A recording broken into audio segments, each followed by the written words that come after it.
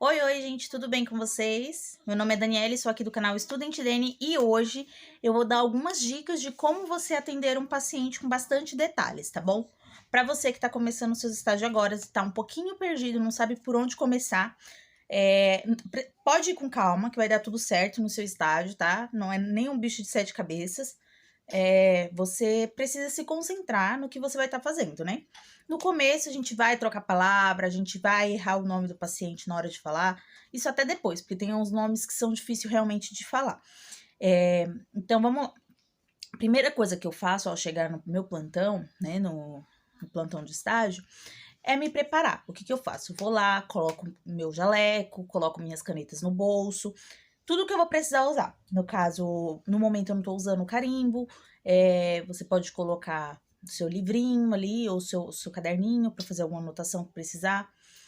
E beleza, ou deixa ali na mesa que você vai ficar próximo ali no setor, né? Então, aí o primeiro passo do atendimento ao paciente é você vai pegar a ficha, né? Você vai receber a ficha do paciente e tal.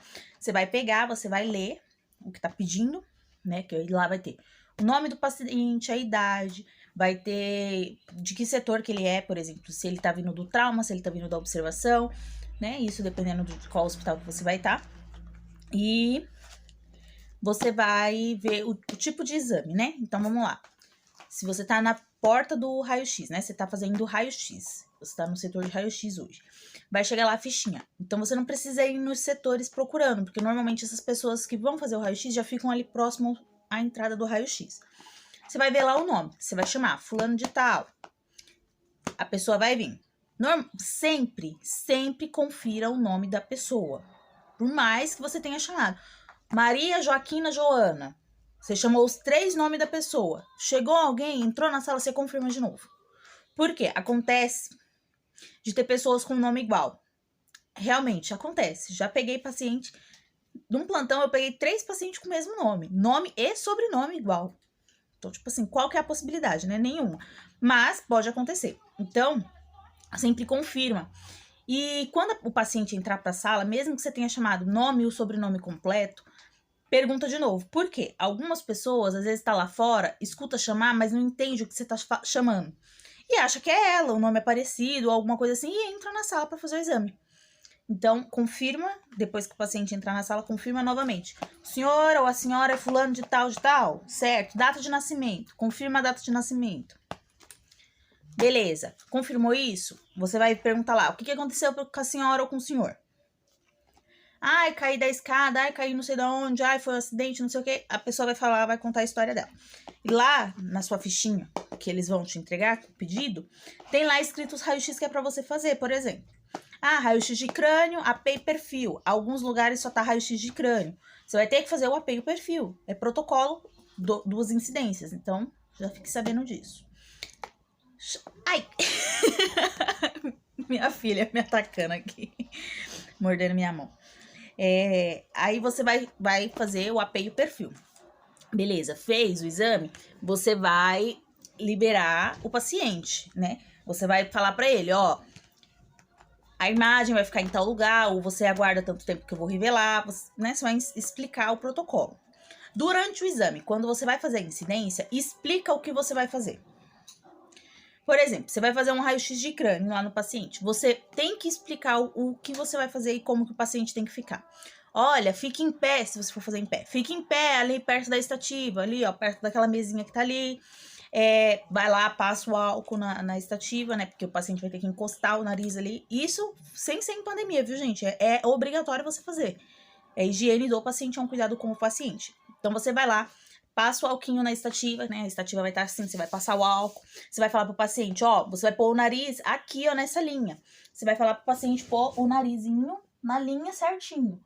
Aí você vai regular se você vai fazer pra cima, se você vai fazer pra baixo, né? Se vai ser a testa, se vai ser o queixo, se vai ser o nariz. Que tem várias incidências, tá bom? De crânio. O perfil, a frente normal, o AP normal é o narizinho. Se for mentonaso ou frontonaso, aí você vai fazer a inclinação.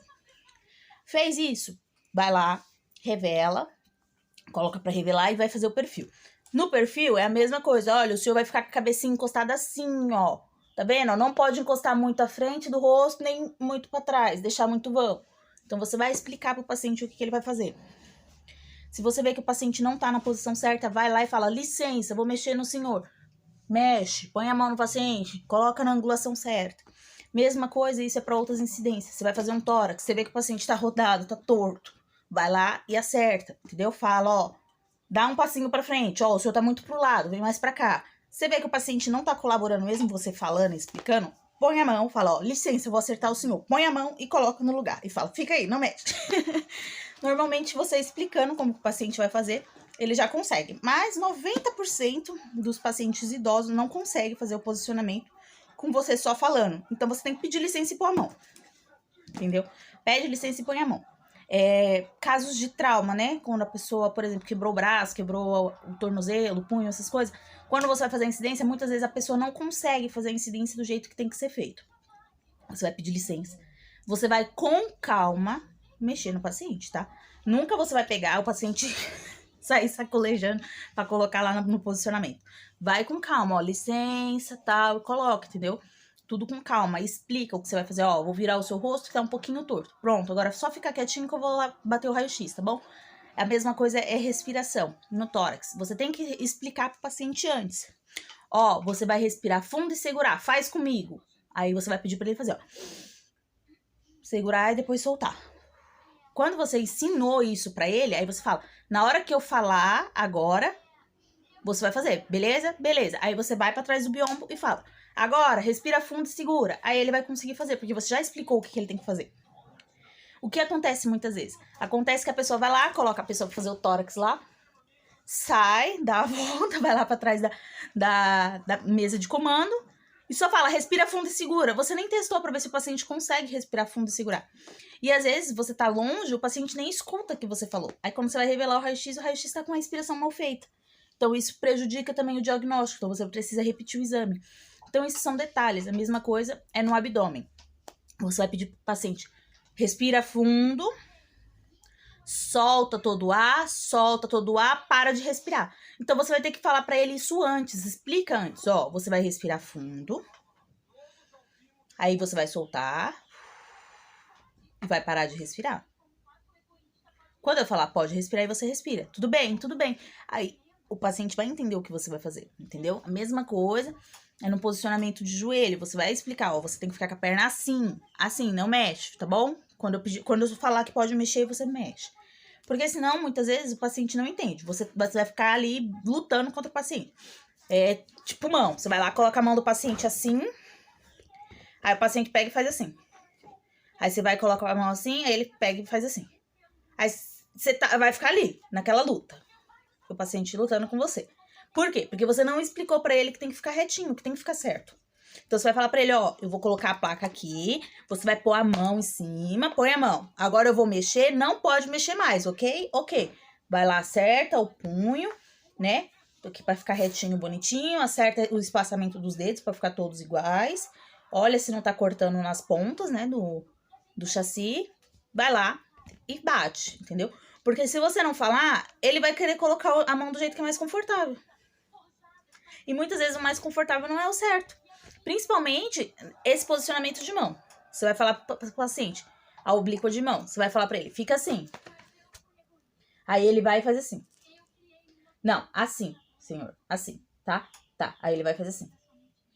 Aí quando você vai ver, você revelou o exame tá mal feito. Então, você tem que explicar o que você tá fazendo, tá bom? Não é difícil, aqui eu dei alguns exemplos, mas não é difícil. Tenha empatia com o paciente, né? Esteja atento aos sinais que o paciente tá dando. Se você vê que você tá tentando mexer, não tá indo, o paciente tá reclamando de muita dor, não mexe, faz do jeito que der, faz o melhor que der. Porque eu já até contei lá no TikTok, né? Não sei se vocês me acompanham lá. Se vocês não acompanham, fazem um favor, tá? É Estudante Dene, igual tá escrito aqui no YouTube. Acompanha lá no Instagram também, que eu sempre dou alguns relatos. Eu fui fazer um paciente, né? Era uma cervical de uma criança de 1 ano e 6 meses. E ele não conseguia virar o pescoço.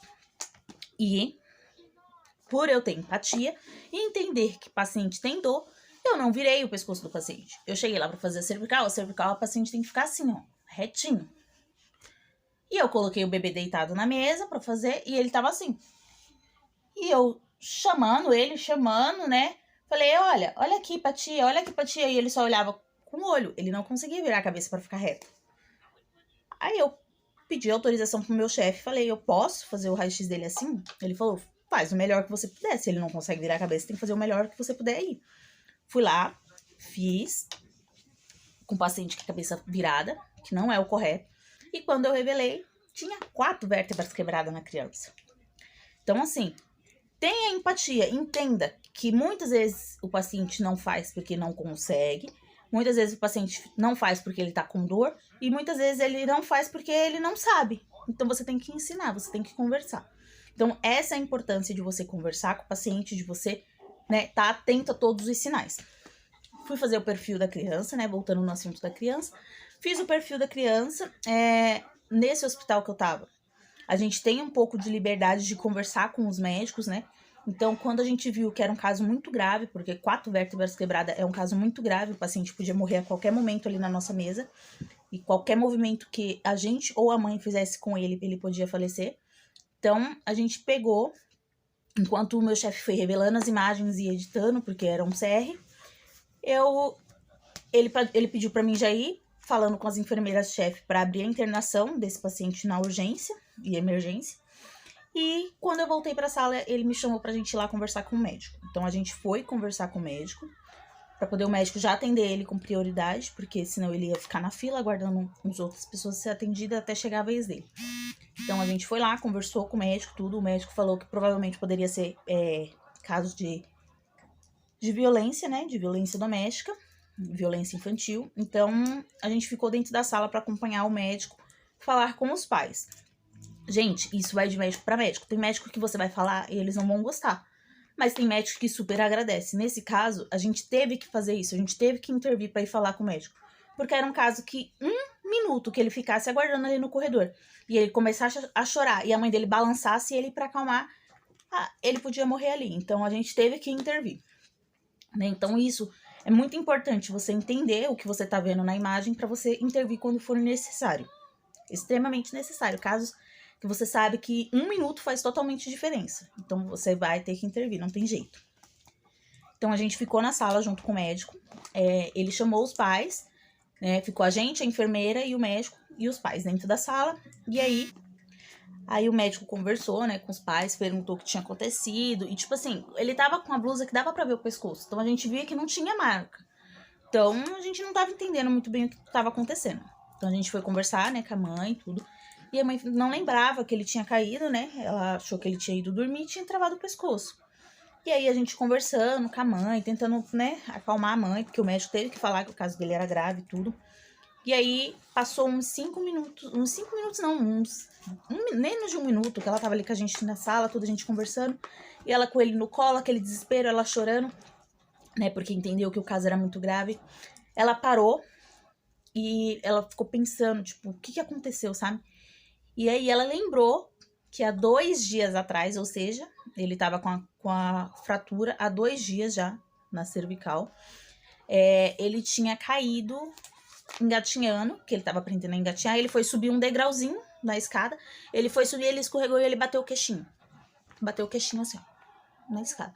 Então isso deu um tranquinho e fraturou a cervical dele, porque ele é uma criança. Então, depois disso, o médico já correu, buscou ambulância e tudo, chamou, né, para poder fazer transferência. Pediu transferência para um outro hospital que tinha especialização em neuro e em cirurgia neuro, né, para poder fazer os exames de uma tomografia e poder ver se ele ia ser operado e o que ia fazer. Então, depois que ele foi transferido, a gente não teve notícias, né? Mas é um exemplo que eu já contei para muita gente. Eu conto sempre pros meus colegas de profissão, né, pros meus amigos de faculdade, eu contei, porque tava todo mundo em época de estágio, e para alguns eram os primeiros dias, né, de estágio, pra gente sempre se atentar ao paciente, né, sempre ter cautela. Então, assim, o nosso trabalho é muito importante, então vocês precisam saber, não quer dizer, não é difícil, não é que, tipo, nossa, você vai chegar lá e é difícil de você fazer as coisas, você vai aprender. No começo tudo é difícil. No começo eu errava tórax, no começo eu errava crânio, no começo eu errava tudo. Mas aí você vai pegando jeito, você vai pegando jeito de falar com o paciente. E assim você vai tratando o paciente, tendo, né, cautela com tudo que você tá fazendo. Outra coisa, para os homens, né, para os técnicos homens, quando você for tocar e a paciente for uma paciente feminina, uma paciente mulher, avise o porquê você tá tocando. Principalmente se for para você ver a crista ilíaca, para fazer bacia, ou para você ver onde que é o começo do fêmur, avisa, fala assim, ó, senhora, licença, eu vou ter que encostar aqui do lado da sua coxa ou aqui na sua cintura para mim procurar tal osso, para mim procurar a crista ilíaca, para mim procurar a cabeça do fêmur. Ela vai falar, por quê? E você fala, porque eu preciso ter a referência para mim saber onde é o exame completo, senão vai cortar um pedaço e aí a gente vai ter que refazer. Aí, beleza, você vai tocar sempre com a mão dura, né, com a mão firme, nunca vai com a mão mole, né, ou com nojinho, ou com frescura. Vai com a mão firme, com toques firme, pra ela entender o que você tá fazendo, pra ela não achar que você tá alisando a pele dela. Vai lá, faz o exame e pronto, entendeu? Mas avisa. Outra coisa, pacientes femininas, né? Sempre perguntem, tanto homem quanto mulher, técnico ou técnica, estagiário ou estagiárias. Pergunte se tem alguma possibilidade de estar gestante, mesmo já sendo senhora, tá? Pergunta. Melhor evitar. Se caso tiver alguma possibilidade e o médico não tiver colocado na ficha dela ali que vem pra você, né? No pedido, aí você vai precisar saber se você precisa ou não fazer o exame, que tipo de exame que é. Por exemplo, chega uma paciente feminina, tem alguma possibilidade de estar gestante e o médico não relatou nada na ficha. É um tórax. Coloca o avental na parte do abdômen. Faz o tórax com o avental. A gente tem que parar com a mania de não usar os aventais. A gente precisa, tá? Claro que a colimação diminui a radiação, mas se a gente tem EPIs, a gente tem que usar sim, entendeu? Então, coloca o avental no abdômen. É um tornozelo, um pé, uma perna, coloca o avental no restante do corpo, cobre a barriga. Se tem possibilidade de estar gestante, faz bonitinho, entendeu? Faz tudo certinho. A gente tem que aprender a ter essa cautela de sempre perguntar se tem ou não alguma possibilidade de estar gestante. E principalmente se tem algum metal na região, tá? Muitas vezes você vai fazer um exame, quando você vai revelar, tem um metal. Um caso engraçado foi... Eu fui fazer uma pelve, né? Que é a bacia. E a gente perguntou, né? Se tinha alguma possibilidade dela estar gestante. Que no caso não tinha como a gente colocar avental em cima da parte que ia fazer o raio-x. Não tinha possibilidade de estar gestante, né? Beleza, a gente fez. Perguntou se tinha algum metal na região. Se tinha piercing na parte pélvica. Eu sou muito detalhista nessa questão. Eu sempre pergunto e falo. Eu não falo só, tem metal na região. Por quê? Tem gente que não entende que algumas coisas são de metal. Por exemplo, você vai fazer um tórax, essa alcinha que tem no sutiã, ela não parece de metal. Muitas vezes ela é pintada, mas ela e ela aparece. Então, quando eu vou falar, principalmente tórax, abdômen, pelve, eu sempre pergunto e eu falo assim, que nem nesse caso. A sua peça íntima tem algum pingentinho, tem algum brilhinho, tem alguma regulagem, porque aí você já sabe, se tiver, você pede pra tirar, porque provavelmente vai aparecer. E essa paciente falou que não tinha nada na peça íntima e tava de leg. Então, beleza, a gente foi lá, fez o exame, e quando a gente revelou, apareceu um quadradinho assim na imagem. Eu falei, que bexiga de negócio é esse? Aí eu falei, será que deu erro na placa, alguma coisa, né? Mas tava muito certinho o quadradinho. Aí eu perguntei pra ela, falei assim, você pode fazer um favor pra mim? Vai ali atrás, tira sua leg e olha a etiqueta pra mim. Aí ela foi lá, olhou e falou assim, minha etiqueta tem esse negocinho aqui de plástico. Aquilo não é plástico, gente. Vocês estão entendendo o que eu tô falando. É um plastiquinho que é colado na etiqueta. Ele é compridinho assim, ele normalmente tem um código de barra quando você compra. Esse negocinho, dentro ele tem uma plaquinha de metal. E essa plaquinha de metal aparece. Então ela vai prejudicar o exame. Aí eu falei pra ela, olha, essa plaquinha aí que você falou que é de plástico, ela não é de plástico não, ela tem metal dentro, ela tá aparecendo. Aí ela falou assim, então não tem problema. Pegou e arrancou a etiqueta da calça, vestiu a calça de novo e a gente fez o exame e não apareceu. Então sempre se atentem a perguntar e a ter noção do que pode ser. Porque como ela tava de leg, ela falou que não tava usando peça íntima com ferro. O que seria esse negócio quadradinho? Na hora eu lembrei que eles colocam esse negocinho na etiqueta. Então a gente tem que se atentar, tá atento. Aparece DIU, se a pessoa tiver DIU, aparece na pelve. Então, claro que se aparecer um DIU, você não vai pedir pra pessoa tirar, né? Não tem como a pessoa tirar, mas o médico também já vai saber o que que é. Então, por isso que você tem que saber a anatomia das coisas que podem estar ali naquela região e o que pode e o que não é daquela região, para poder você instruir o paciente. Gente, esse vídeo acabou ficando muito grande, falei mais que a boca, mas espero que vocês tenham gostado. Deixa o like aí, tá bom? Por favor. Compartilha com seus amigos que fazem radiologia ou que têm interesse na área, porque eu preciso crescer esse canal tá parado, o pessoal não tá se inscrevendo, tem bastante gente assistindo os vídeos, mas não estão se inscrevendo. Então eu peço que vocês se inscrevam no canal, deixem um like, deixem um comentário com dúvidas, que eu vou respondendo em vídeo pra vocês, eu respondo nos comentários. E é isso, gente. Vai lá no meu Instagram e no meu TikTok, me segue lá, @estudantedene, tá bom? Igual é escrito aqui do canal, eu vou deixar escrito aqui. E me segue lá também, pra gente crescer nessas plataformas aí e tirar dúvidas de estagiários e pessoas novas na área, tá bom? Espero que tenham gostado do vídeo, beijo e até a próxima. Tchau!